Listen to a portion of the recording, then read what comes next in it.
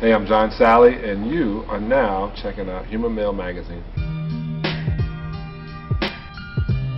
I had always wanted to be in front of the television. I wanted to be a late night talk show host ever since I saw Johnny Carson. So one way of getting in front of television, not paying for college, and doing something you love to do and getting paid for me was playing basketball. But I realized basketball was a high form of entertainment here in America.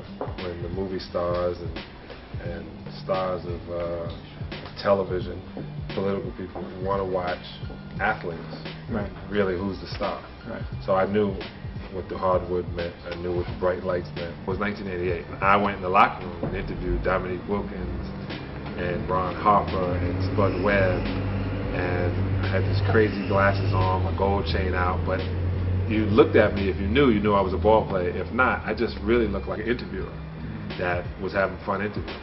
And then when I look back at that, I said, that's what I want to do. It will bother me if it feels like I have to adjust who I am.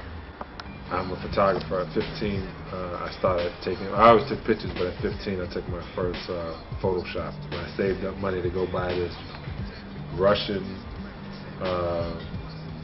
SLR 35mm camera up on 42nd Street. I'm from Brooklyn.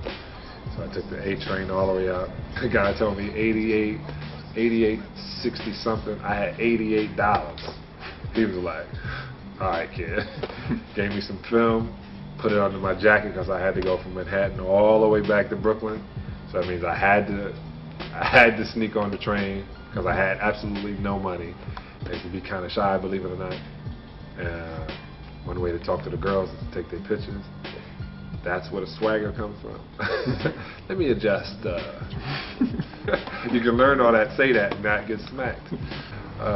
So from that, photography and not being afraid of the camera and understanding what the camera could do, I wanted to be in TV. I would say rappers and ball players probably watch more movies than everybody in Hollywood. Of course, my whole life is waiting to go on stage. We get lost in different characters because as an athlete, you got to play different characters, and so you're constantly acting. And if you understand that, you understand how that life works, and it's easy transitioning. After seeing Hotel Rwanda, Sandra and I got rid of a lot of scripts that I thought would have been good money makers. And, hey, I did a nice movie. But then I started saying I want to do stuff that means something and why it means something. I don't want to just try to make money in this business. So I'm involved in this project called Missing Piece, P-E-A-C-E, that deals with the Dalai Lama and bringing attention to the world that people don't want to hear. But in 1936, Hitler had just started his thought of destroying all Jews.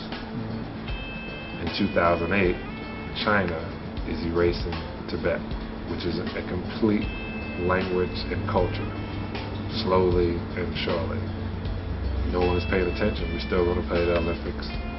No one is paying attention that what was happening to the Jews, what happened to the Jews is now happening to the Tibetans. Just like 1936, there were so many companies involved in the Nazis that they didn't say anything. It's the repeat. So people need to know that.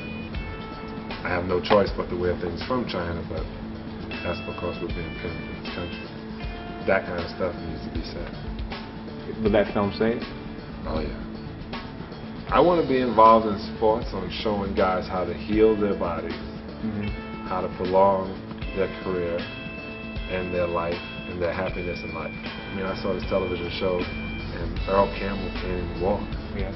You know what I'm saying? And there's people with twitches and guys who can't, shake your hand, the fingers are up. I was like, that proves you're tough? No, that proves that somebody didn't take care of you while you were playing. So that part of sport I want to be involved in. There's Will Smith, there's Denzel, and there's me. Man, let me tell you, I love doing it. I love watching it.